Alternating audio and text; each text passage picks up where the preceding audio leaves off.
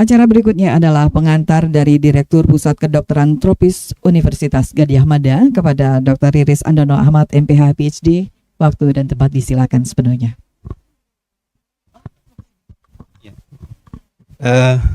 Selamat pagi Bapak Ibu sekalian. Assalamualaikum warahmatullahi wabarakatuh. Sebuah kehormatan bagi saya bisa menyambut Bapak Ibu sekalian semua. Banyak teman lama. Saya mungkin mulai dari satu persatu. Kepada yang terhormat PLT Direktur Pencegahan dan Pengendalian Penyakit Menular, Bapak Anas Ma'ruf, kakak kelas saya di mahasiswa dulu. Kemudian ada Dr. Tiara Pakasi, sahabat di TV. Kemudian ada Bu Luki yang sangat lama sekali, sejak tahun 2000-an. Ada Dr. Hardianto. Oh, diganti. Oke. Kemudian ada Dr. Ira Dewi. Dokter, apa kabar? Dan Dr. Lana, Ibu, terima kasih sudah rawuh. Dr. Ika, Dr. Ika, selamat datang. Prof. Virginia, selamat datang. Bapak Ibu sekalian, sudah menjadi bagian dari misi kami di Pusat Kedokteran Tropis, selaku pusat untuk penelitian untuk memproduksi atau mencatat berbagai macam pengetahuan. Dan saya rasa pandemi kemarin menghasilkan banyak sekali pengetahuan. Kita tahu produksi pengetahuan melalui berbagai publikasi di jurnal sangat banyak, tidak hanya ribuan, ratusan ribu, bahkan mungkin sampai mencapai jutaan. Dan yang menjadi kendala berikutnya adalah seringkali pengetahuan itu kemudian hanya tinggal di dalam katalog pengetahuan saja. Seringkali pengetahuan itu sangat diperlukan bagi kita semua agar kita bisa memperbaiki sistem kesehatan kita. Sehingga salah satu cara kami untuk bisa melakukan itu adalah melakukan dialog-dialog dengan stakeholder, dan untuk itulah acara ini kami lakukan. Prof. Ali selaku PI dari penelitian ini, Domino, sudah menunjukkan banyak sekali pembelajaran yang bisa kita dapatkan selama pandemi kemarin, terutama untuk program TB maupun HIV, tetapi ini juga bisa kita gunakan program pengendalian penyakit yang lain. Harapannya dalam sesi dialog ini ada semacam dialog antara kami peneliti, kemudian juga bagi Bapak Ibu yang ada di praktisi, sehingga kemudian ada upaya agar hasil temuan dan pengetahuan yang diproduksi selama pandemi kemarin bisa dimanfaatkan untuk sepenuhnya memperbaiki sistem kesehatan kita. Kami sangat berharap bahwa dialog ini menjadi dialog yang produktif, dan juga bahwa kemudian ada beberapa rekomendasi yang bisa dimanfaatkan, digunakan untuk memperbaiki program pengendalian penyakit di Indonesia. Terima kasih, selamat berdialog, semoga kita bisa menghasilkan dialog yang produktif, dan wassalamualaikum warahmatullahi wabarakatuh.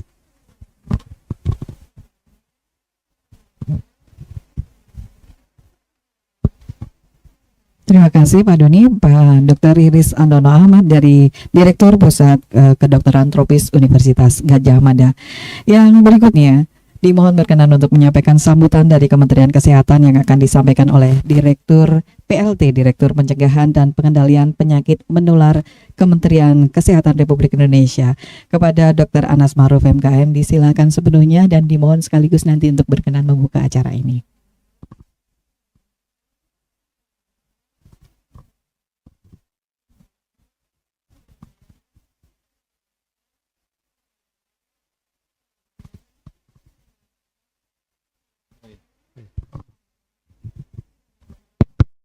Baik, terima kasih.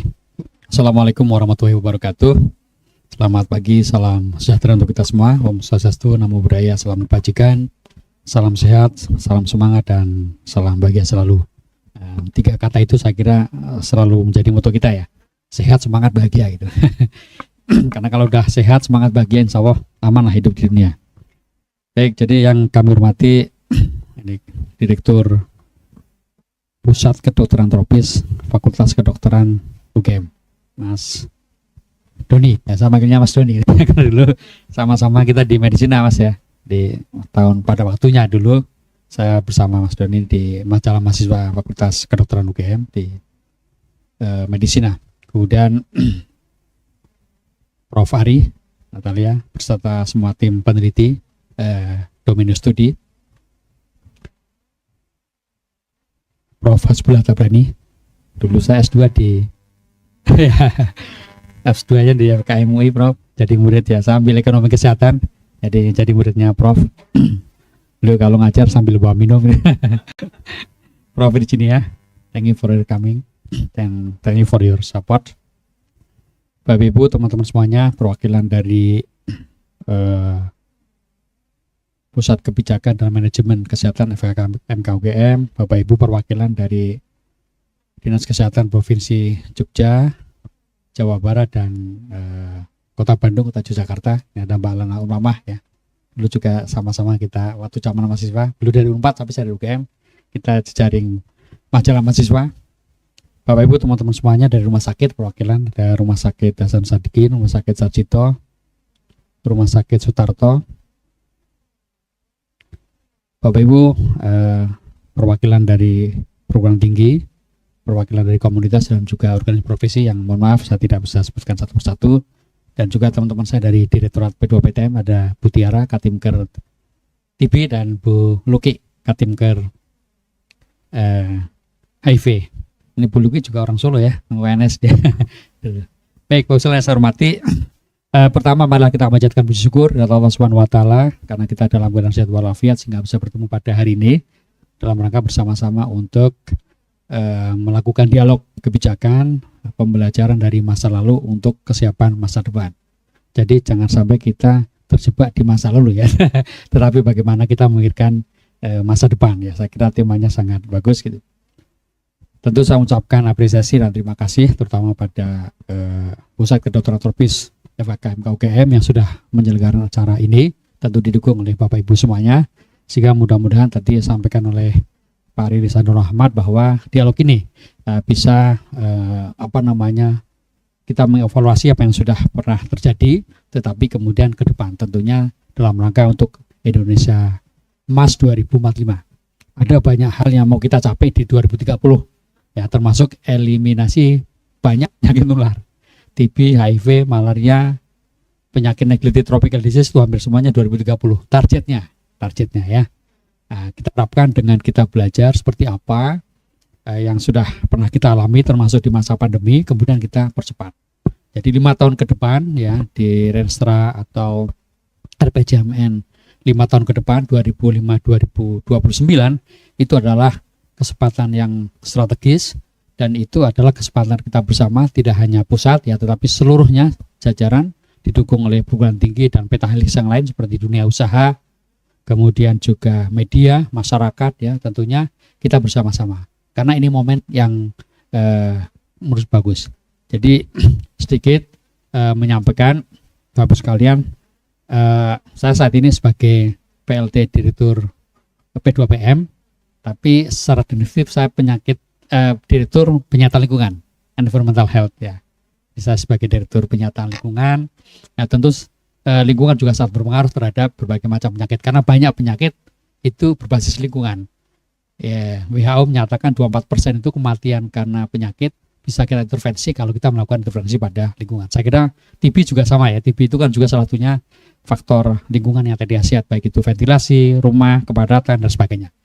Baik, jadi Bapak sekalian hormati, kembali ke tema, saya kira sering disampaikan oleh Menteri kami Pak Budi Gunadi Sadikin bahwa kesempatan kita itu memang sampai 2030 sampai 2035 untuk memanfaatkan bonus demografi ya. Jadi bonus demografi yang kita miliki itu harus kita garap benar itu antara 2030-2035 untuk mencapai yang saat ini sudah kita tahu bersama, Indonesia Emas 2045. Nah, 2045 itu adalah Indonesia yang diharapkan menjadi negara yang maju sejajar dengan negara-negara maju yang lain. Dan selalu disampaikan juga paling tidak ada 2 hal yang perlu kita lakukan untuk mencapai Indonesia maju atau Indonesia emas, Indonesia maju 2045 itu, yaitu orang Indonesia harus pinter, orang Indonesia harus sehat. Ya kan? Satu pinter, satu sehat gitu. Karena kalau nggak pinter, nggak sehat, mau bagaimana kita bisa produktif kan gitu. Jadi kita harus membuat rakyat Indonesia, terutama generasi sekarang yang 20 tahun ke depan itu akan menjadi leaders dan orang-orang yang berpengaruh di negara kita itu saat ini harus sehat.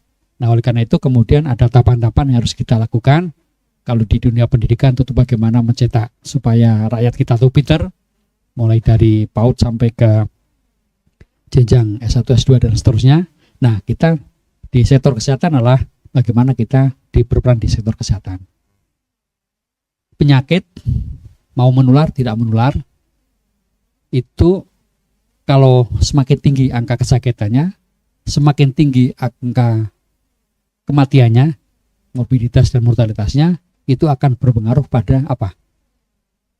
Umur harga hidup. Wah. Saat ini Indonesia ya 72-73 tahun berdasar hasil dari SKI ya, Survei Kesehatan Indonesia 2023. Kita 72-73 tahun. Ada yang 69 tergantung kabupaten kota. Kalau kabupaten kota yang dengan berbagai macam situasi ya mungkin bisa saja usia hidupnya rendah 69 tahun ya. Biasanya penyakit tinggi itu, kematian juga tinggi gitu. Nah, termasuk yang lain misalnya kecelakaan dan sebagainya. Nah, kita ingin di 2045 harapan hidup kita itu sudah lebih dari 80 tahun. Cita-cita kita. Negara yang terdekat dengan kita yang umurnya di atas 80 tahun itu adalah Singapura. Singapura itu sudah 84 tahun usia harapan hidupnya. Korea 83, Jepang 84 juga. Nah, kita masih 72-73 tahun gitu. Nah, oleh karena itu tentu untuk mencapai ke sana orang harus hidup sehat dan orang harus terbebas dari berbagai macam faktor risiko kesehatan dari penyakit dan kemudian juga dia berperilaku hidup sehat. Didukung dengan lingkungan yang sehat. Gitu kan? Kalau kita kembali ke teori Bloom, mohon maaf ini ada Prof. Hasbullah kan. Saya kira teorinya masih sangat ini ya teori Bloom ya Prof ya masih. 40% kesehatan kita itu ditentukan oleh lingkungan 40% dan 30% adalah perilaku. Dua itu udah 70% tuh. Jadi kalau kita lingkungannya nggak sehat, polusi udara, nih Prof juga salah satu pemerhati polusi udara, kualitas udara yang tidak baik, air kita yang tidak baik karena tercemar mikrobiologi, kimia, fisika dan sebagainya, makanan kita yang tidak baik karena mengandung kimia, fisika, mikrobiologi, zat pengawet, zat pewarna, logam berat dan sebagainya. Apalagi sekarang ini GGL, gula garam lemak, ya tidak sehat juga, ya kan, dari konsumsi. Jadi sudah misalnya lingkungannya nggak sehat, perilaku kita nggak sehat.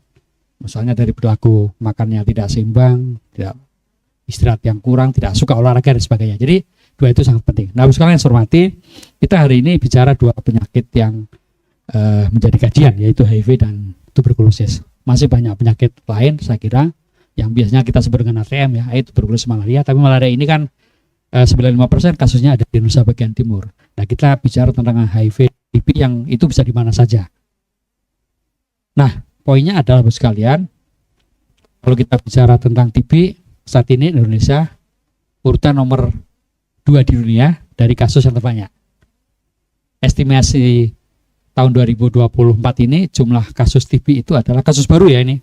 Bukan bukan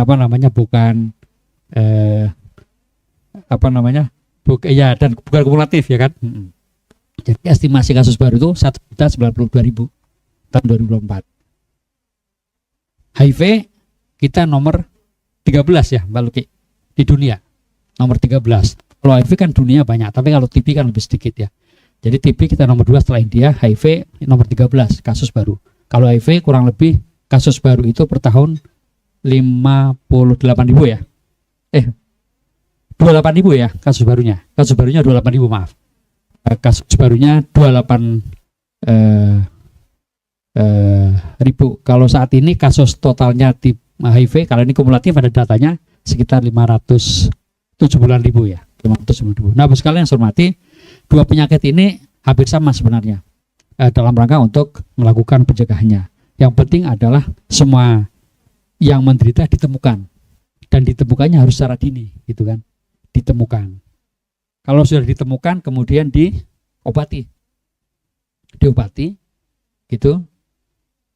Kemudian sampai sembuh, karena dua-duanya perlu jangka yang lama. TB masih lumayan, 6 bulan. Kalau yang RO, ini saat ini kita sedang menggunakan regimen yang baru supaya 6 bulan. Kalau biasanya kan sampai 20 bulan ya untuk TB yang resistensi obat. Jadi kepatuhannya itu jadi sulit untuk kita pertahankan.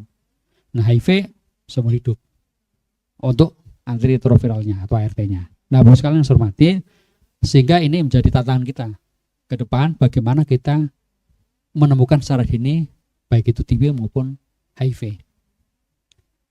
Target tahun ini untuk penemuan kasus yang baru untuk TB 900.000.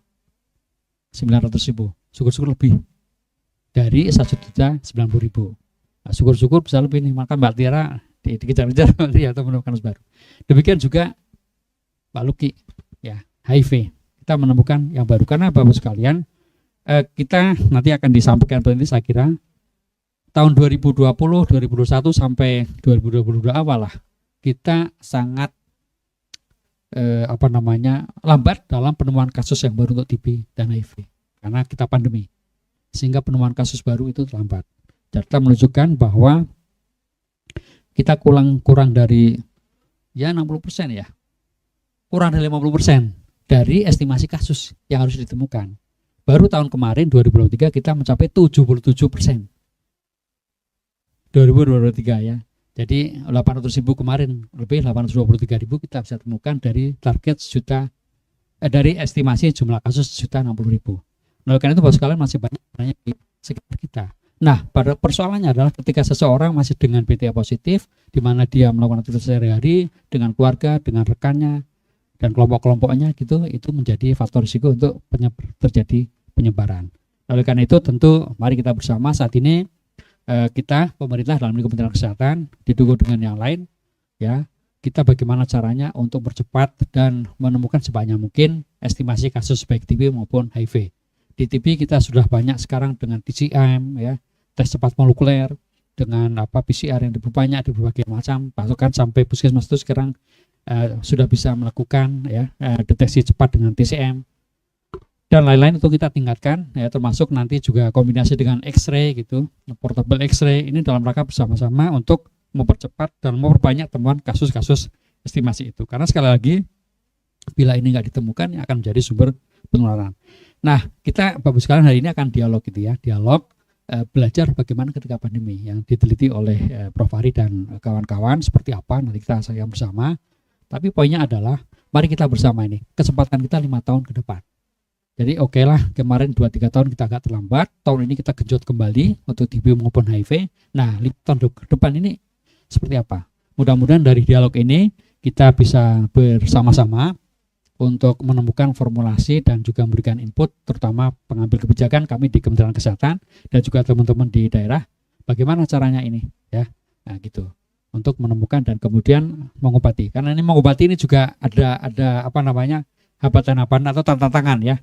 Jadi orang yang sudah ditemu pengobatannya itu HIV itu kalau nggak salah 60% ya, Mbak. Jadi yang ditemukan 60% yang diobati. Dan kemudian viral load-nya yang menurun itu ternyata hanya sekitar 30%. Ya. Kalau TB yang diobati 88% ya. Angka kesembuhannya kesembuhan 8% yang ditemukan diobati berapa persen? Sekitar 80%. Artinya bahwa sekarang kita menemukan ternyata kemudian tantangannya supaya orang ini kemudian minum obat ya dan sampai akhir. Nah, kemudian tantangan lain nih yang saya sampaikan juga, ternyata kita memberikan ada terapi pencegahan, TPT namanya. Terapi pencegahan untuk TB. Nah, itu ternyata juga susah. Jadi ilmunya ada.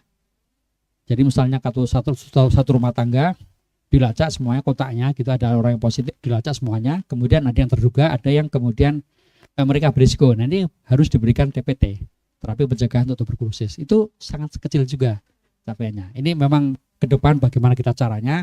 Jadi kalau kita bisa menemukan sebanyak mungkin, mengobati sebanyak mungkin, sukses ratenya bagus, semua yang kontak dan perlu mendapat terapi pencegahan atau TPT itu dilakukan, saya kira kita akan dengan cepat bisa menurunkan kejadian kasus-kasus baru. Nah, ini 5 tahun ke depan adalah kesempatan kita Bapak sekalian, sehingga ketika setelah itu bisa kita lewati, eliminasi berbagai macam penyakit menular itu, kita bisa mudah-mudahan bisa hidup sehat. Dan terakhir Bapak sekalian saya hormati, saya ingin menyampaikan pesan dari Pak Menteri. Beliau selalu menyampaikan bahwa kita saat ini yang penting adalah bagaimana meningkatkan promotif preventif. Ya, dulu waktu saya kuliah ekonomi kesehatan juga belajar sama Prof. Basbullah. Jadi bagaimana kita promotif preventif kita tingkatkan. Ya memang saat ini di sisi lain Kemenkes sedang juga meningkatkan kuratifnya dengan melengkapi baik itu infrastruktur sarana prasarana terutama alat-alat untuk KJSU, kanker, jantung, stroke dan urologi uronefrologi gitu, supaya semua rumah sakit kabupaten kota apalagi provinsi itu bisa melakukan penanganan KJSU. SDM-nya dilengkapi, alatnya dilengkapi dan sebagainya. Tapi di sisi lain promotif preventif kita tingkatkan. Jadi saat ini misalnya imunisasi itu ditingkatkan menjadi 14 regimen atau reagen ya, yang dulunya sekitar 89.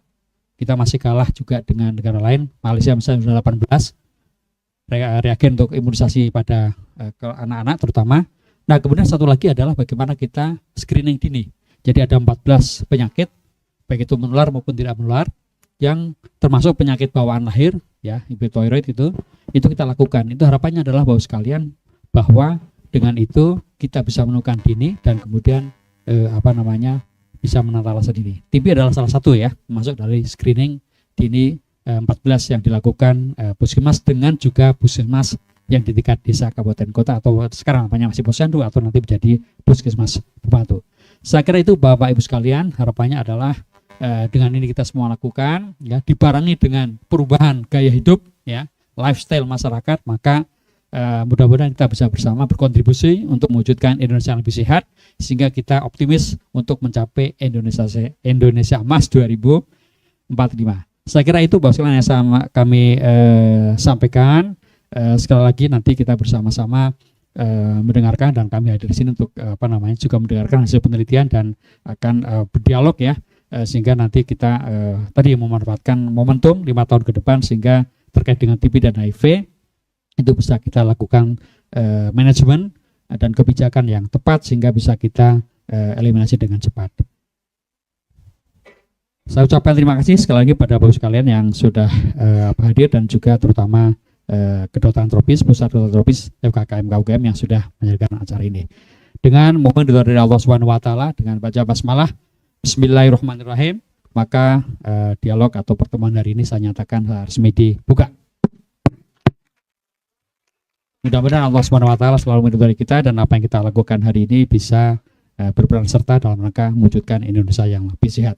Izin sebelum saya akhiri, saya menyampaikan pantun nih. Ya, saya pernah 1,5 tahun di Batam Mas Doni, jadi belajar pantun itu di Gurindamnya Gurindam 12-nya di Pulau Penyengat ya. Baik. Ya, Raji, Harja Fisabilillah. Anak darah menara nasi. Cakep. Nasi disajikan masih hangat. Cakep. HIV dan TB kita eliminasi untuk menuju Indonesia lebih sehat. Iya. Terima kasih. Wassalamualaikum warahmatullahi wabarakatuh. Waalaikumsalam warahmatullahi wabarakatuh.